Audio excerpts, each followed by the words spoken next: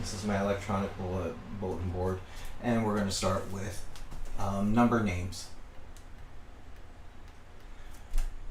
and our naming convention. Now, I want to stress, and I'll try to use the term quantity to represent what a number represents, and number when I'm talking about an answer. And so a quantity is how much of something. All right, so quantity is how much of something. And since we're talking about whole numbers, our only options are counting numbers. And so we can think of, using the tally mark example, that this is a quantity. It's a quantity of marks. And being able to communicate that, human beings invented a shortcut of saying, hey, we're going to call that many things the number 4. Well, in this naming convention, and like I said, this was introduced into Western culture in 1202.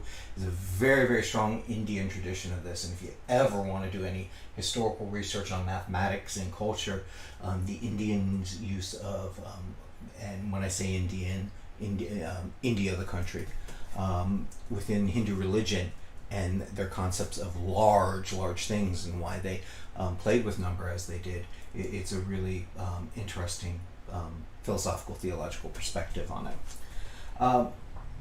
We have 10 numbers that we use to represent any numbers, and we call these digits. Whoops, that's 10.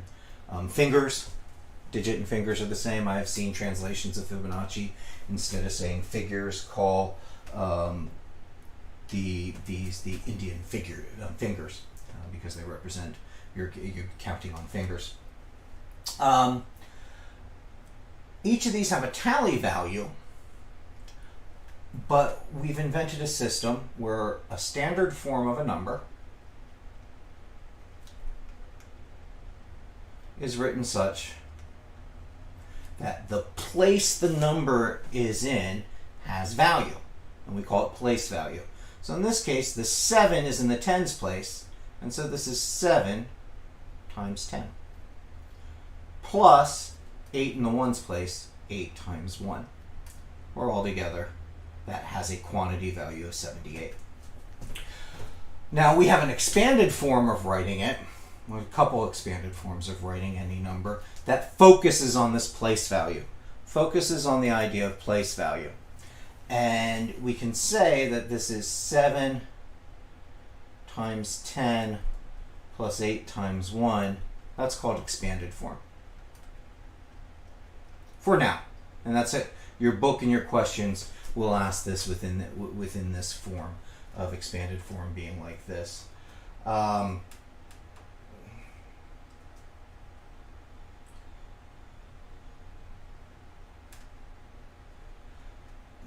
Here. And we have a couple different ways of writing expanded form. We'll find later that we can think of expanded form. Let me just put a big number here. Let me change it to red, make a big number, so like 8,492. I like that number. We'll use it now. That this is 8 times 10 to the third. And you'll find 10 to the third is another way of writing 1,000, plus 4 times 10 to the second, plus 9 times 10 to the first. And here's the part that's really weird, 2 times 10 to the 0. And how I look at this is, 1,000 is a 1 with 3 zeros. 100 is a 1 with 2 zeros. 10 is a 1 with 1 zero. And 1 is a 1 with 0 zeros. And that's how I remember this. And this is probably the form that, if you take any mathematics beyond here, people will talk about when they think about expanding numbers. And this thing here is called the base. And so our system of numbers is a base 10 system. Having worked with computers, as I said before, there are other base systems. A lot of computer systems will use a base 16 system or a base 2 system. Okay, that's what we call binary. And notice we had 10 digits for our numbers to work. In a base 2 system, you only have 2 digits, 0 and 1. And in a base 16, you have 0 through 9 like we normally do, and then A, B, C, D, E, and F afterwards to give you 16. We're not going to deal with any other base systems, but what I want to emphasize is this thing we do in naming numbers is an invention of us to convey information. And the value it has is that name times the place value added up. The quantity itself underneath it is just the number of things. What we call it is our invention. And we invented a base system that was useful for us.